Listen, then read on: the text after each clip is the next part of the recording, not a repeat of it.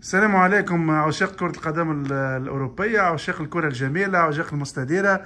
اليوم يعني أسدل ستار على المباراة، الدور نصف نهائي إياب بين نادي إنتر ميلانو الإيطالي ونادي برشلونة الإسباني، بتأهل نادي الإنتر على حساب برشلونة الإسباني بمجموع 7-6 بين المباراتين. مباراة كانت شيقة، مباراة كانت كبيرة، انتهت بنتيجة 4-3. أحمد باش يعطينا يعني حوصلة وملخص ورد فعل على هذه المباراة الشيقة اللي استمتعوا بها يعني كل عشاق كرة القدم في كل أنحاء العالم. تفضل أحمد.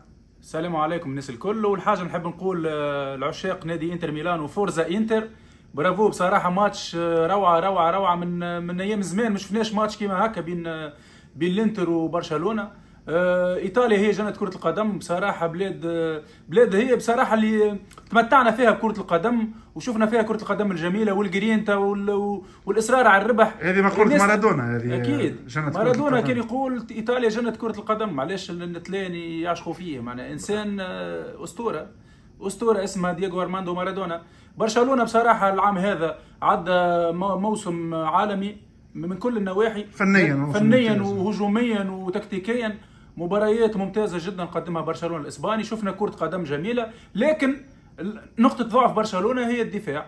برشلونة من أكثر النوادي اللي يقبل في الأهداف في الموسم الحالي. في البطولة الإسبانية، في الليغا الإسبانية، قابل أكثر من 32 هدف. في تشامبيونز ليج كل مباراة تقريبا يقبل أهداف.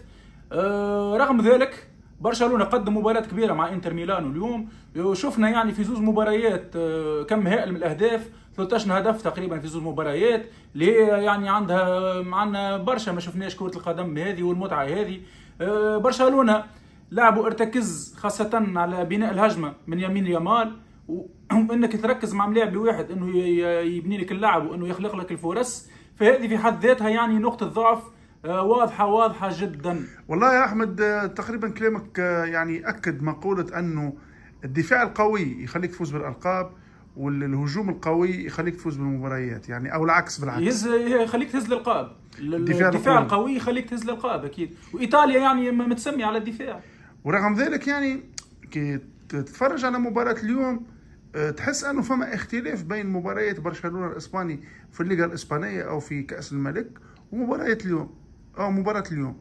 يعني فعلا تشعر وكأنه خاصة التحكيم اليوم كان ممتاز جدا، كل كبيرة وصغيرة تقريبا ما ظلم ولا فريق، ما ظلمش حتى فريق، كان عادل الحكم بالضبط. ولما يكون في التحكيم عادل تحس أنه برشلونة يواجه صعوبات، يعني خاصة مباراة اليوم فنيا برشلونة كان أفضل من الإنتر، ولكن فما جزئيات. تكتيكيا الانتر افضل، تكتيكيا كان الانتر افضل، وعرف كيف يستحفظ على المباراه، خاصه لما البرسا عمل عليه ريمونتادا، عاود هو نفس الشيء عمل ريمونتادا اخرى على متعود هو في المباريات الاخيره الكل قاعد يعمل في ريمونتادا. واللي يتفرج في الانتر في الدوري الايطالي يفهم انه انتر ميلانو هذه هي خطه اللعب نتاعو، يعني تقريبا الهجمات المرتده، خاصة انه برشلونة يعتمد على لعبة خطة التسلل، والخطة هذه 50-50 في كرة القدم. صحيح. يا تسيب يا تخيب، سلاح ذو حدين، سلاح ذو حدين. واليوم انقلب السحر على الساحر.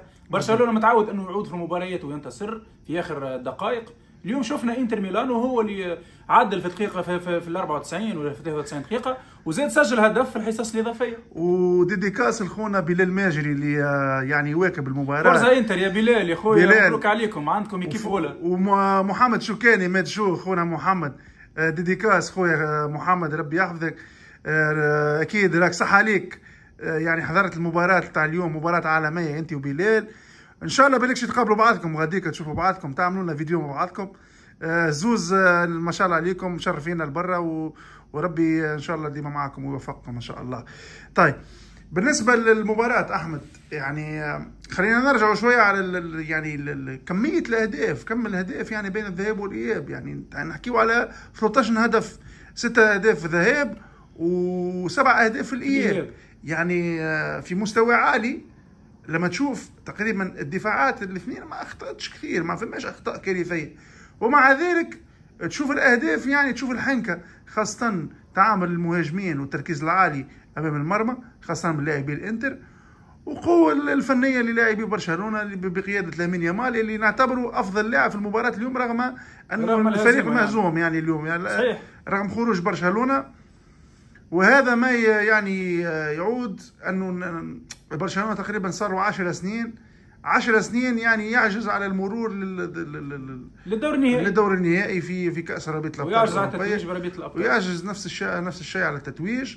يعتبر يعني فشل ذريع أوروبيا يعني، رغم القيمة الهائلة للاعبين، رغم التحسن الملحوظ والنتائج الممتازة لبرشلونة. صحيح.